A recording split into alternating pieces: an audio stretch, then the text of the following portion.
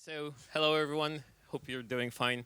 Hope the yesterday's party didn't prove to be too much. Just to give you a little bit of a context to why we met here in this squad. So it all started when Covenant.dev, Stan's company, got featured in as one of Europe's best small workplaces in 2021. It was by greatplacetowork.ie, right?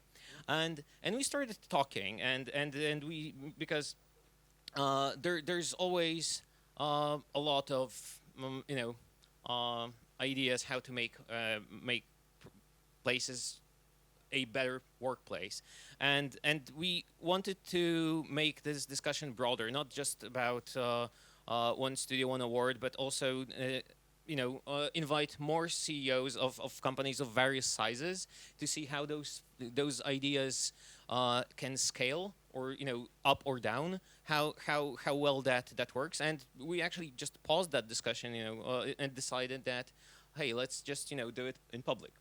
So all right, so since all of us are already introduced, so let's just jump straight into that. So the first thing I wanted to address is kind of like the elephant in the room, which is COVID-19, and how the landscape of game industry changed a lot.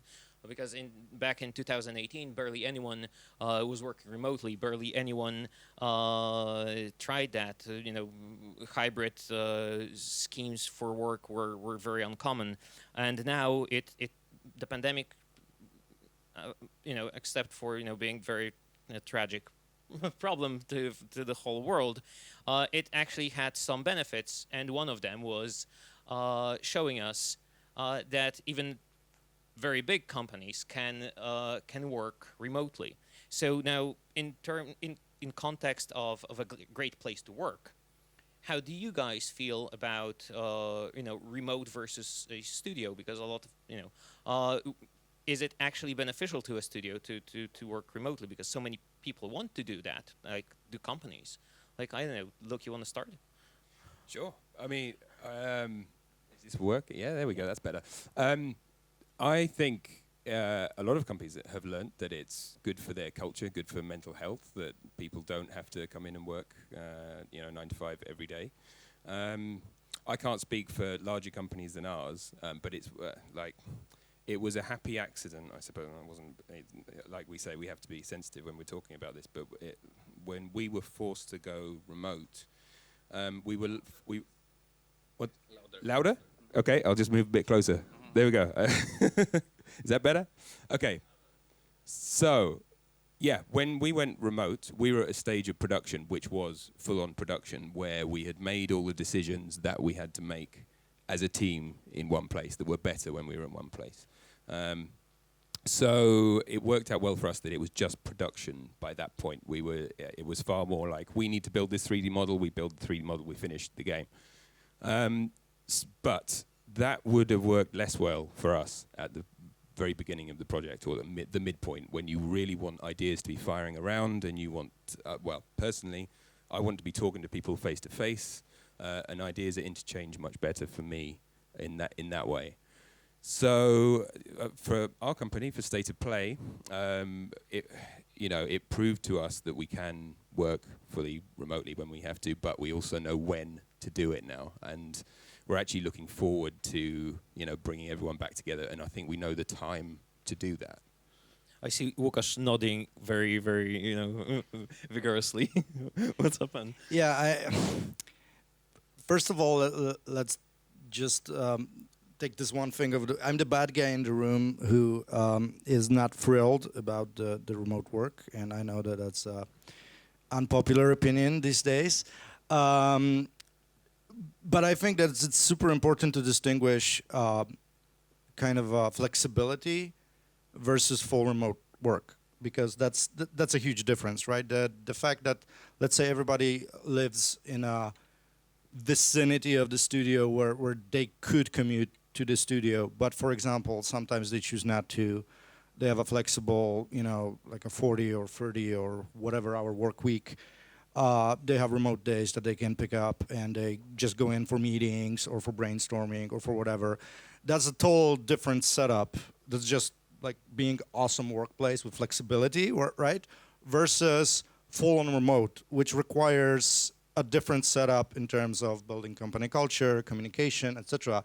I distinct those like very clearly. And Anshar Studios is not a remote studio. I mean, we do have full remote employees because it's 2022 and everybody's hiring and you have compromises.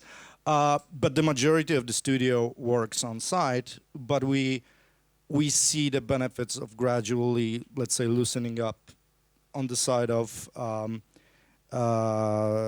remote work, remote on-site, we call it, right? So those two are a bit different because, and I know that because we closed a project during COVID and we started a project we work usually on multiple projects. So we had one project, the biggest one that we have ever started to make, and concept phase and pre-production was in full remote in COVID. It was a nightmare. It's recorded, right? So it's a freaking nightmare. And we closed down a project, Observer System Redux, that was the launch title for PS5 and XSX, and it was a nightmare. And the rest of the projects were in production, and it was like, whatevs, right? Like everybody knows what they're doing. You just have, content and systems to push out, but the hard questions have been answered, and there is no uncertainty of closing because when you're a launch title on a new generation, there's a big technological uncertainty. So it didn't work remotely, and actually the whole studio was on remote work because of COVID, but it was not mandatory.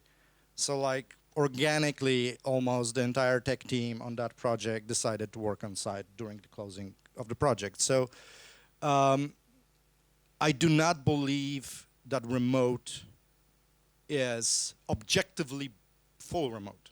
Is objectively better. Like, I don't believe that. It has pluses and minuses. Yeah. Just to fill one thing, how many people do you have?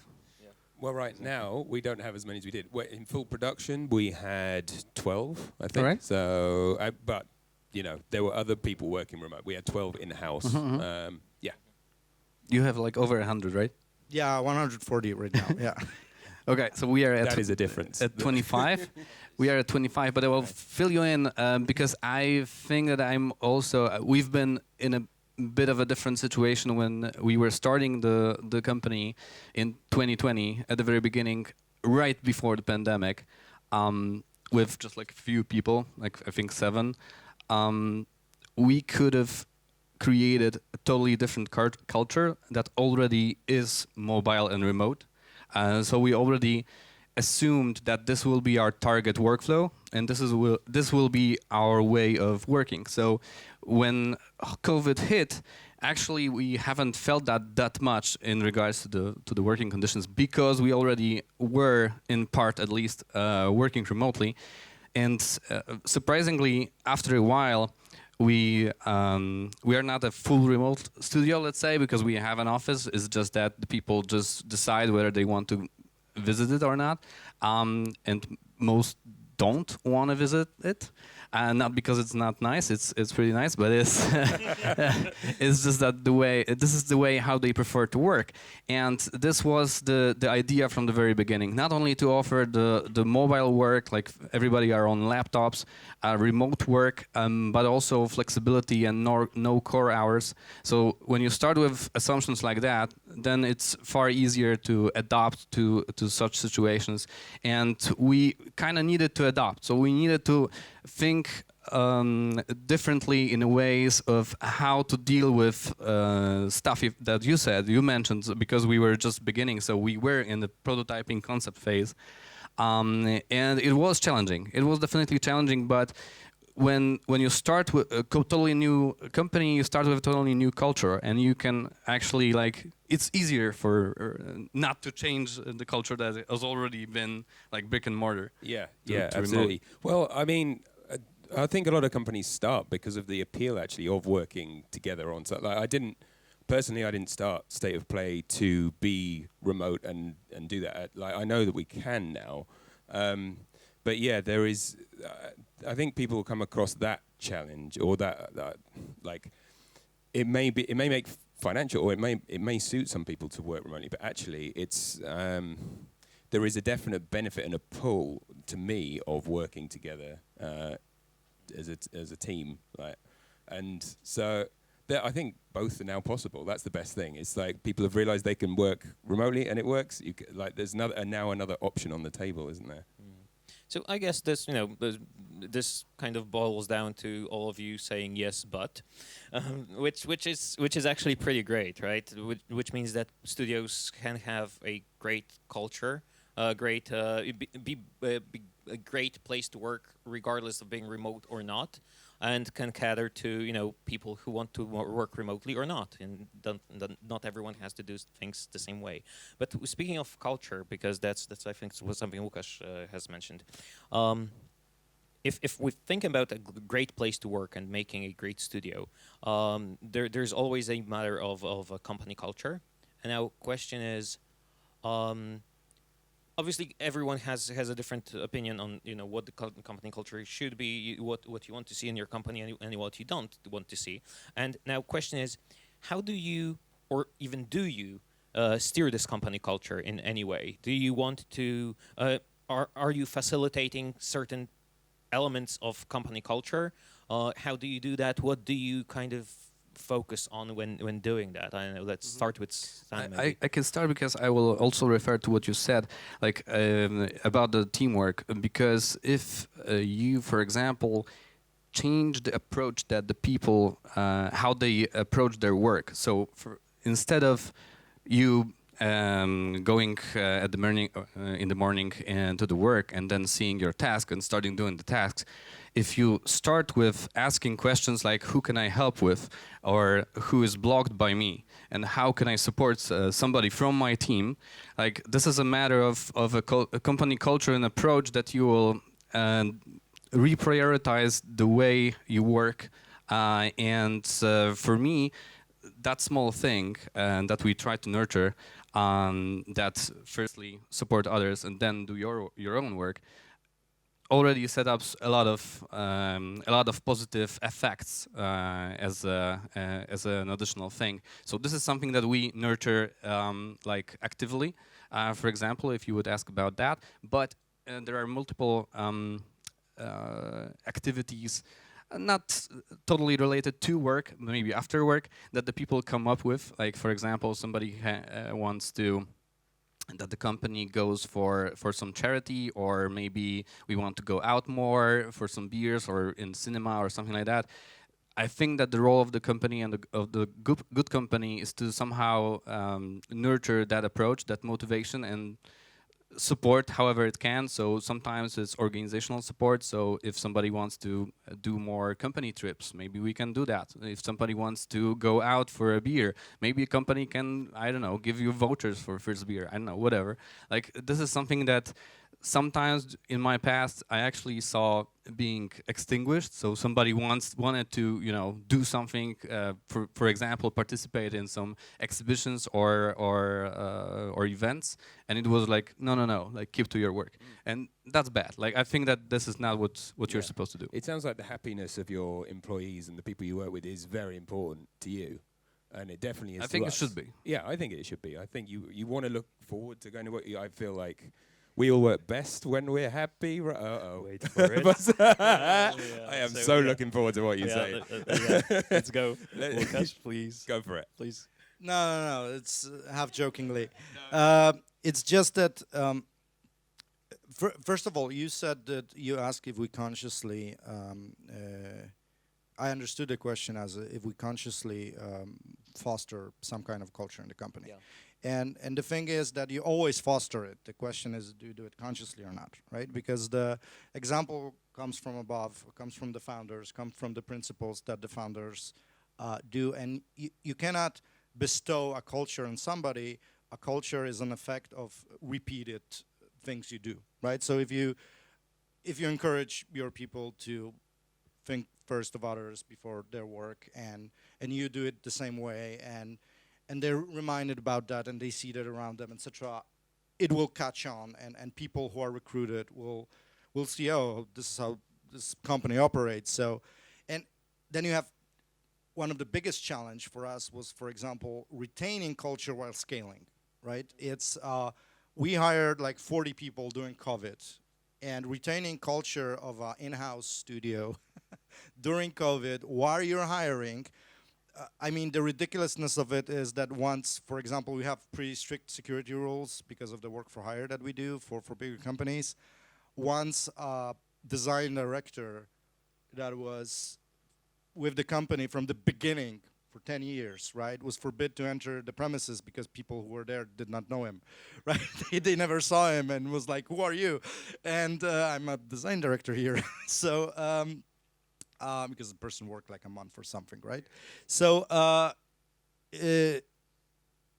but long story short, you better nurture your company culture consciously, because if you don't do it, then it happens organically. And if you are, let's say, an inconsistent person, or you have some problems or whatever, right, you can unintentionally create a very bad culture. So, for example, one of the things at our company is a thing we call radical truthfulness.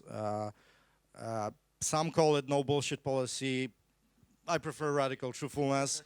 But because no bullshit like implies that it's like aggressive thing, and it's not. It's not about being a bully. So radical is very, very mild and toned down, right? It's No, not aggressive at all.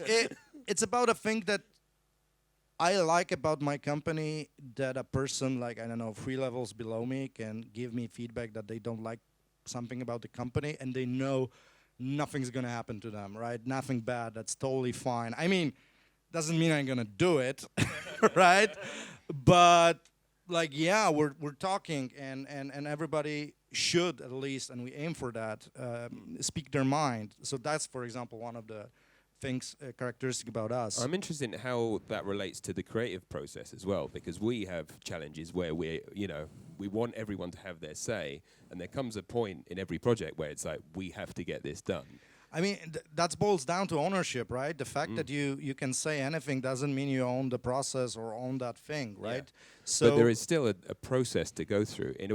I don't know, I'm just speaking, like, we got to a point where it was coming up to production, and it's at that point it makes most sense for everyone to be working right on what we've decided on.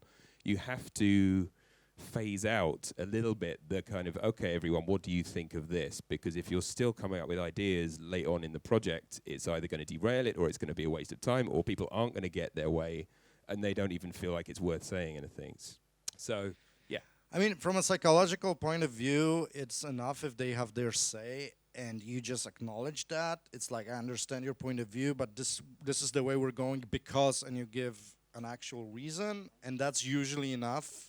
That's usually enough. If you can commit some time to actually listen, and Yeah, because that's the thing. that's the cost, right? We do similar things, and this is also like very challenging, especially nearing the end of the project. As you said, like when there is like very little time. Yeah, and that there's you also work more with. of the game to play by that time Yeah. as well. Do you get everyone to play test like 4 hours and then give every bit of feedback? Like, This, you have this these is actually decisions great, to make. guys, because one of the other topics was the ownership, right? Because a lot of people kind of like advertise or want ownership in games, like they want their ideas heard and all of that. How do you guys have that set up? Like, how do you exactly tackle that thing, right? The ownership of the project, of ideas, of parts of the project. Yeah. We actually have a reverse problem.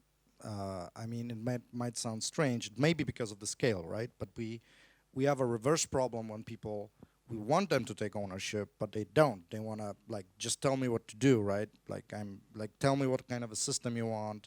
I'm not necessarily interested in the designer that did that, right? I don't want to talk to that person. Just give me a Jira ticket and I'm gonna do it, right? We're fighting this kind of a thing, and what we try to do is a thing. I think it was from a No Rules Rules book by a Netflix CEO. I mean, there's a lot of American, let's say, style of leadership there that doesn't necessarily translate well to Europe. But one of the things was leading by context, not by control. So when you give somebody a task or anything, right? Like, inform as much as possible about the context, about the why behind the task, etc. So that then later on, that person, when there's an issue with that task or anything else, because of that whole context, they can make the decision by themselves. They don't need to, ask or, God forbid, make a very bad call because they didn't have the context, right? So, so that's one of the things we're trying to do. But actually, there are types of people that really don't want ownership.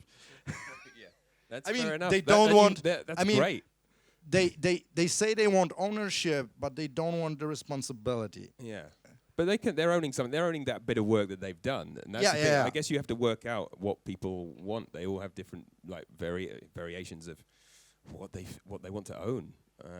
I mean, can I talk about how it works with us? We it seems to work best for us if initially the projects often come from me. So I would come up with a story or a direction, and then after the early sort of pre-production phase that I work on, so I feel like I have some ownership, then it's turned loose on everyone else. So with South of the Circle, which is a narrative adventure we made recently, I wrote a story as a book, and I then gave the book to everyone and said, right, read this, tell me what you think. And this is a point where I have to be kind of like, just criticize everything. I have to kind of go, it's gonna be tough, but what I want to do at that point is get it as good as it could possibly be. And so they have this time when they have ownership over this, I guess, and all their ideas come together. And then after we've done that and we've got rid of the bad ideas and we've come up with something we all believe in, that's when we enter we've been working on production probably a little bit at this point and building up prototypes. But then when we come to production, it feels like everyone owns it at that point. And when we're bringing people on, I guess we brought people on more with a character like the people you're talking about when we've needed them. So we need this particular 3D model built. Can you do this for us? And they're not looking for ownership at that point. They'd like to build a really good 3D model. So that's what's worked for us.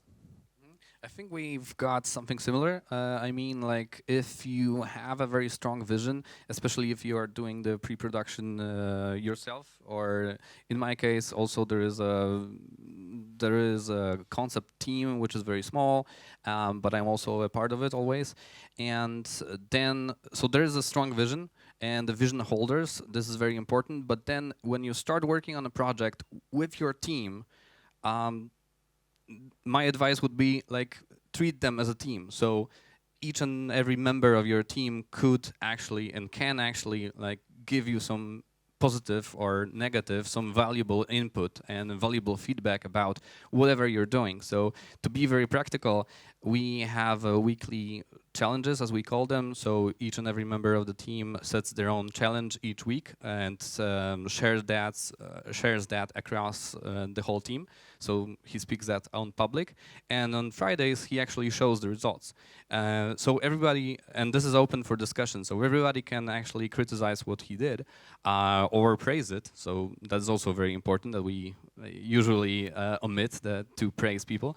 And this provides us with such great results. I mean, like, I couldn't like figure out of all those solutions that we did on my own on the concept phase, even though I am the vision author of the vision. But those people have so many ideas, and those are coming from some totally you wouldn't suspect that the person that was doing, some field, like, for example, let's say a programmer will influence the production plan or the design or the art of a different person who is owning the topic. And he says, well, yeah, I haven't thought about it. Like, great, let's make a note of it and let's work with that. So that worked really, really great for us for the last 2 years. So we are meeting every Friday and just discussing everybody's work.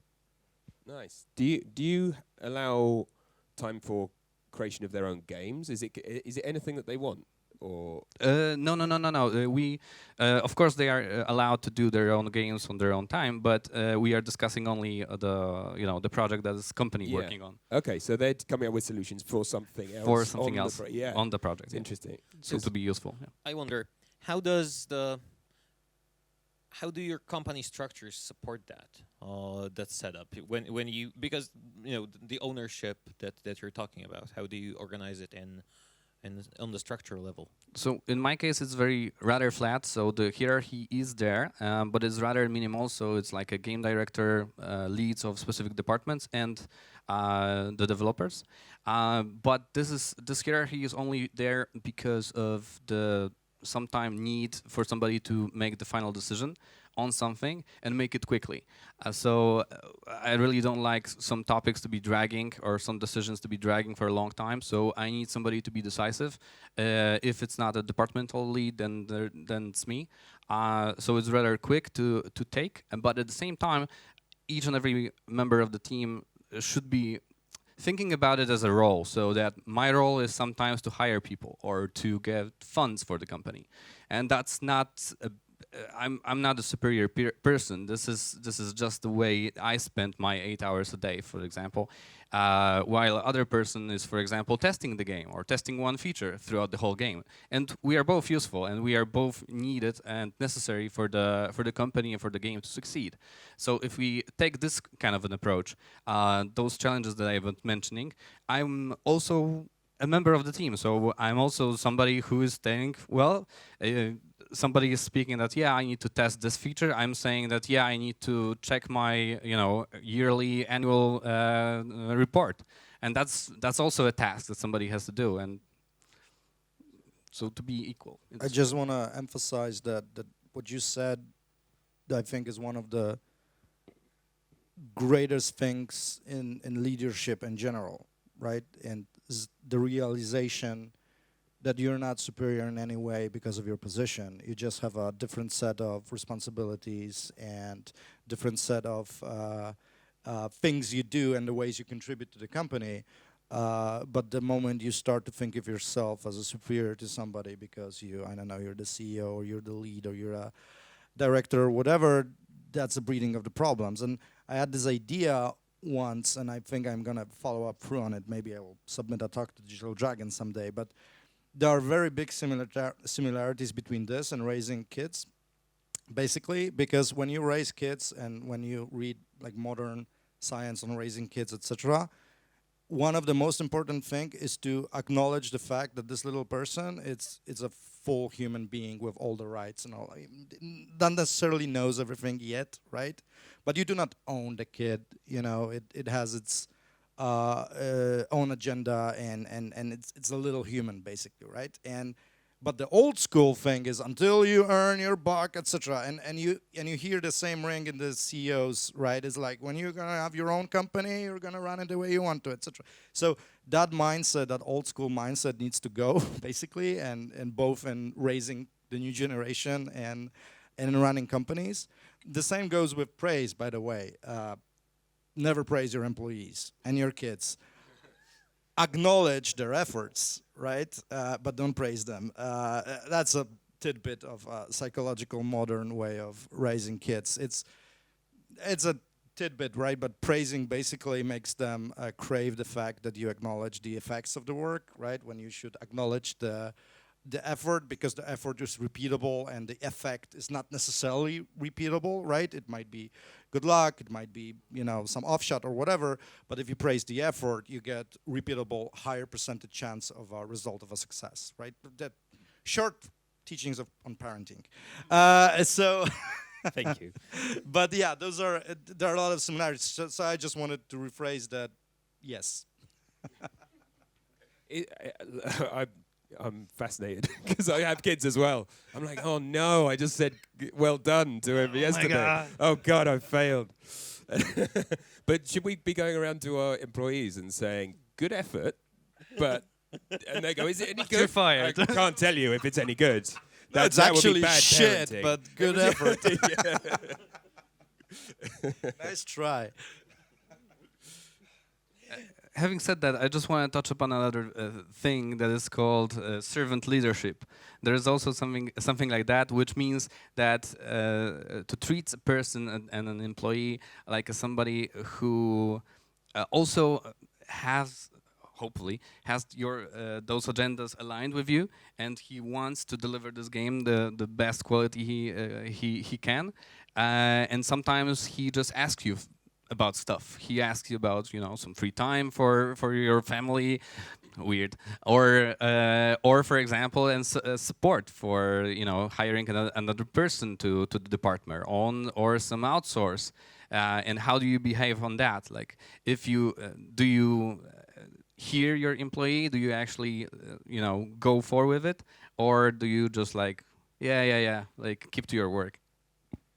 Yeah, I mean that's a curveball right there, because obviously you should listen, right? But listening doesn't necessarily mean to act. Like, for example, hiring another person to do the job, right? Sometimes it can be a super insightful feedback, like, I did not understand the scope of the work that is required here, and yes, you're right, we need to hire another person.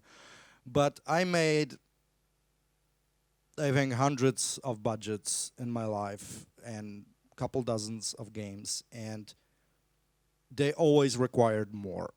I mean, from the perspective of creating a budget, I don't see a difference between a game with 6 and 8 programmers. I actually don't. There's no difference, because if you put 8 programmers in, you're not gonna get better technical quality than 6 programmers in. You're probably gonna get more systems in the game, right? Because it's like natural, we're creative driven beings that want to excel, that want to make the best thing ever. And usually if you don't crank the handle on things, they're gonna exhaust every resource to make the game bigger, better. So it's not gonna be safer. So you cannot make the production safer. I mean, so unless you have an onboarded programmer, that's important, onboarded programmer hidden away in a closet, you know, for an occasion, hey, we need another programmer. Oh, yeah, sure, have it. Then that's perfect, right? But when they ask it at the beginning of the project, that's not a buffer. That's not a buffer. They're gonna exhaust it, right? And in 6 months, there's gonna be another programmer needed, right? And you better have it in the closet. So, so that's a tricky one. But yeah, you definitely should listen. And because you're in a position and your responsibilities, that touches a little bit not only on leadership but also on production, right? I mean, usually when you have producers, like, their job is to grease the wheels. They're in a position to the servitude position to help the team deliver what they're supposed to. So yeah, you definitely should listen, but as I said, not necessarily act immediately, and listen for the underlying cause of the problem. It's like with gamers, we don't listen to feedback, right? The feedback is only, seriously, we don't. We just try to understand what's the reason behind that feedback, right? Because we're gonna act directly on the feedback. Usually we're in deep shit. So, You yeah. just add zombies. Yeah, you add zombies and multiplayer, and can you make it open world, right? So. All right, guys. So switching gears a little bit. Another elephant in the room. There's 2 right now. Crunch. Obviously, every job ad, you know, that wants to bring people in goes like, we don't crunch, or the sneakier version is, we don't like crunching. You're making me do this. So, how do you guys feel that crunch? I mean, maybe it's just, you know, a little bit of an exaggeration where people focus on it too much, right? Maybe crunch isn't that bad for like a studio, and it doesn't affect the fact that that studio can be still a great place to work, or maybe is that like very high on your priority list to just, you know, destroy and to get rid of. What's your take on crunch as building a great workplace as far as that goes? We're maybe not of the scale where crunch becomes a big problem. It may be that we've been small enough to manage to sidestep it, but I don't know. Well, I don't know. I think that there is tons of very small developers that are killing crunch themselves out there. Yeah. Well, so that's I avoided it then by making a policy of we don't do it. Like so for at least other people. I mean, I don't mind working late often. I'm not going to be that CEO that I don't mind working late, so you shouldn't mind working late. I genuinely, like, we had a policy where it was like, we don't want you to crunch. If you feel like you are behind, tell us a few days in advance, and we will pay you overtime. We'll pay you like double overtime if it's a weekend. And we set up that system very early on so that everyone knew those rules, and somehow, like, there were a few occasions when people worked late, but it was their choice. So it was never us saying we're behind, do it. And maybe we just had a very good producer who managed to, mean that we didn't go over. We had an understanding publisher who, because we didn't hit our first target, who actually said, no, we believe in this. We want it to, we'll give you some extra time. That definitely helped. But I think it was about being open straight away. And the reason I mentioned about the size is I imagine it's a lot harder with a bigger team, trying to work all that out with, like you say, when you have so many programmers that like everything becomes more twisty and knotty and you're multiplying the problems. And so perhaps we had fewer of those knots because we were smaller. Okay, so we've got a couple of policies and ways how to avoid it. Like, first thing and the most important thing I would say is good pre-production. So to know what you want to do with the game. And then based on that, this is a very important thing, because based on that, you already build up some buffers. If you know that your game, or know as much as you can know, that your game has a potential to sell several times more than it costs, it creates a buffer. It creates a buffer that you can use later. If you can plan out the production from the very beginning up to till the very end and update that plan regularly, as we do for the last 2 years, then you try at least to mitigate any problems that may occur. So if you see that you will be needing additional few programmers or additional artists within 6 months time, you can actually act upon it and try to survey several outsourcers. We have this model that we have a very small team, but then outsource quite a lot outside. So whenever we are in need, we actually scale that up. And if the production was done properly, then we can scale that up more to avoid crunch. So that's like not best of an advice to just increase budget, but it avoids crunch. You can also cut scope or transfer it to updates or patches or whatnot. So that's the other not convenient thing. But again, like if you did a really good pre-production, the game should be fine without like all the bells and whistles that you can think of during the process. And so yeah, like this is like the most important things, and listen to people. So if you listen to people and they say or tip you on that, yeah, we'll be needing additional programmers within like 1-2 months. Yeah, I don't believe you, and then I see the problems, because that was actually what happened to me like 2 months ago. I see like, no, you'll be fine. We'll have like one more, it should be fine. And then I see problems piling up, and then I add 3 more, and then like the problems going down. And as long as you have this monitoring of the situation, planning, and a very good publisher, that's also understandable, that's very helpful to avoid crunch. So a disclaimer here, for 5 years I worked for CI Games, which back in the day, they were super heavy on crunch. But it was a kind of a different time in the Polish game industry where, for example, paid overtime was not that common. Like 15 years, I started working there 15 years ago, and they paid overtime. So we were like, hey, we're crunching and they're paying us. That's awesome. That's like not crunch, that's overtime, right? But I learned there what is a term called dev marching. So an extended period of huge overtimes over months and months. So we def marched for 11 months on an amazing game. I was very creatively like fulfilled because we work on Dogfight 9048-2, nobody cares, right? And we def marched it for like 11 months. So when I co-founded with my friend Chris, Anshar Studios, like no crunch policy was like an opposite of we're not gonna do that. We're not gonna do that, because we were there, and I was a producer back then and later head of studio, and I had the data because I'm a programmer by trade, so of course I needed to, crunch data on my production team. So I had the data like proving that crunch don't work. Like, hey, our costs are going like this, and our productivity is going like this, and I'm showing it to the CEO, and he sees those, and he's like, so maybe we should stop paying overtime. And I'm like, Fixed. okay, There's one conclusion. forget that we talked about it. It's like, forget it.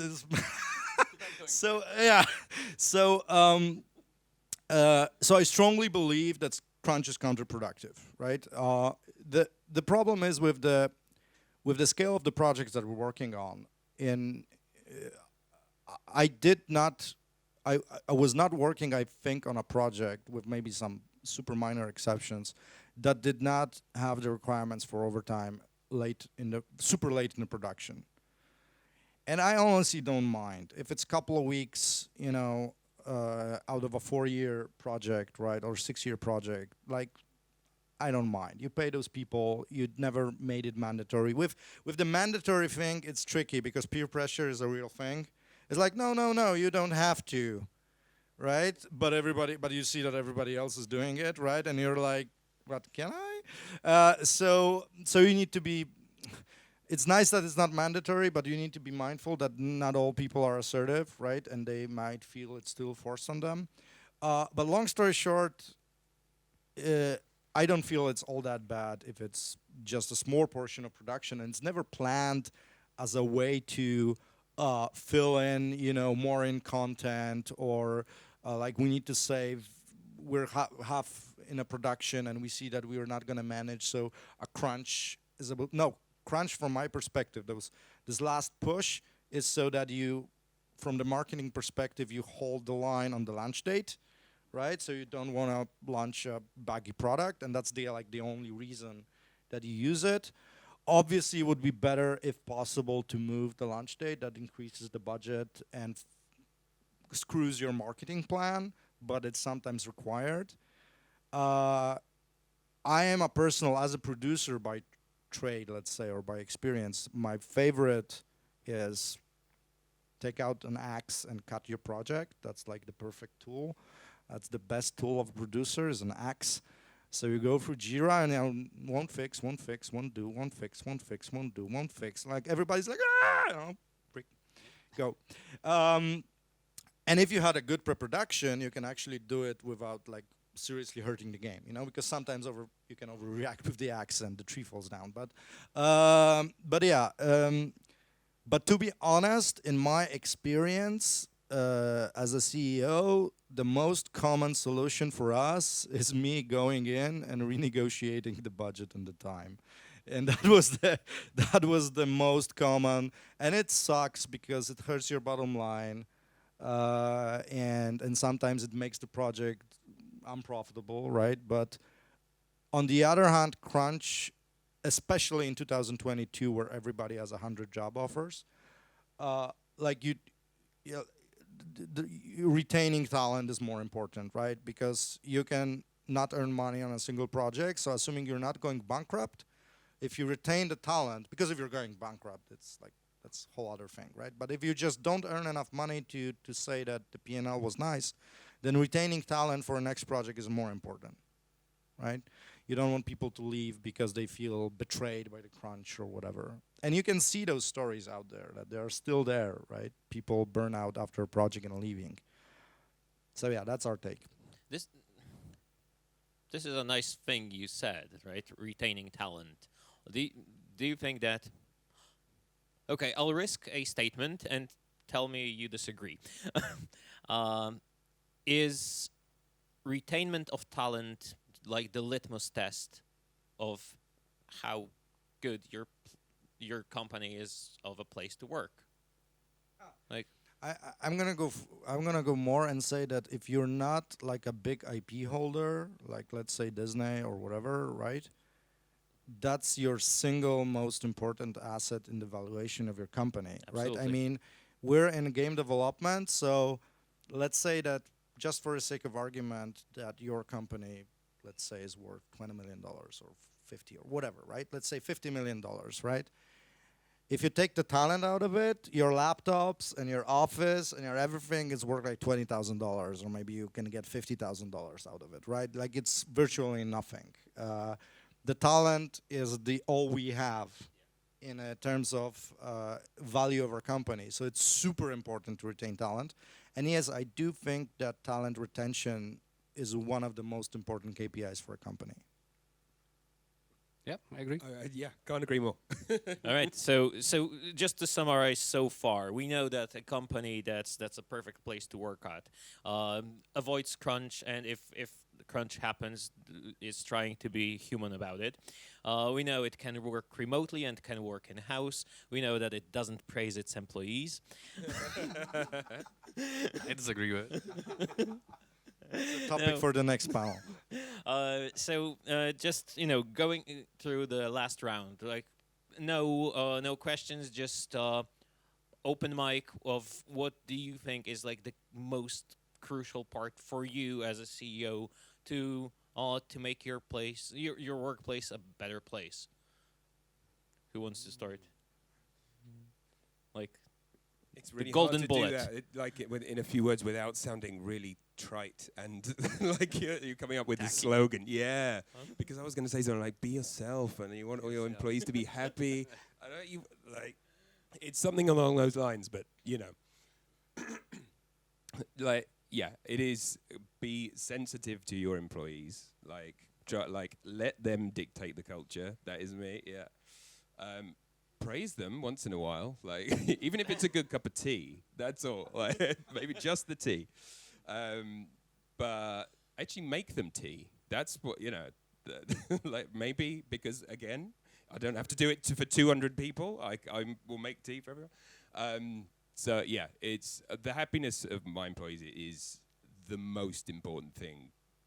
Because I am not happy unless the person sitting next to me feels happy. I am being genuine, even if it sounds awful. But yeah, I physically can't do it. So we try and be sensitive to them, and in the end, that bears out in producing, I think, better work. I would just add on top of that to try to open up people and to leverage their potential. I mean, I've seen it so many times that people were just surprising me how much they can give just given the opportunity.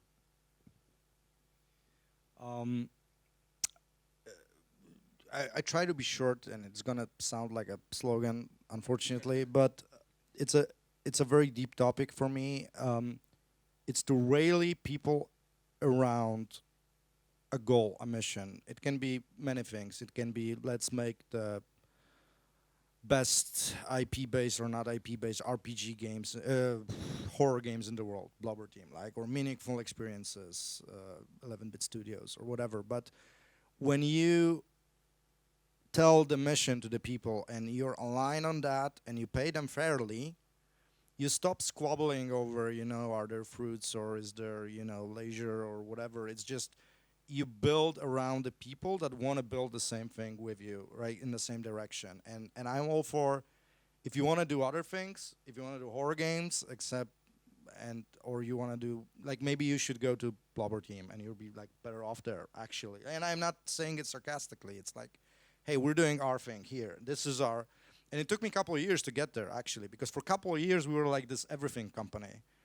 But once you can rally people around a particular goal, for us, it's systemic narrative AA games that we want to, for our players to feel the agency inside a video game. That's why we make RPGs. I can sell people on it, right? And then it's much easier to go together in the same direction. Because if you don't have that, then it's about, do you have fruits? What's about remote work? What type of computer will I have, right? It's like, really? It's like, that's the important stuff? Yeah. What's the insurance? Do you have, a gym? And it's like, it's not about the gym, right? So that's the... Sometimes. Maybe. So yeah, that's my take. All right, thank you, gentlemen. And I think that we have still 10 minutes, which means that we can take some questions or maybe notions from the audience, right? So if you guys have anything to ask, or just I don't know, just bring in ideas or solutions how to make our workplaces better, go ahead. Hi, short question. How do you help foster the flow of information up and down the hierarchy? For me, it's just keeping the company small so that we can all meet each other. If we have a common meeting, then it's then it's open mic for everybody. Apart from some small practical tips like rooms or Slack channels or whatever like that, and open and not criticizing everybody that they are talking about some stuff, not doing the task.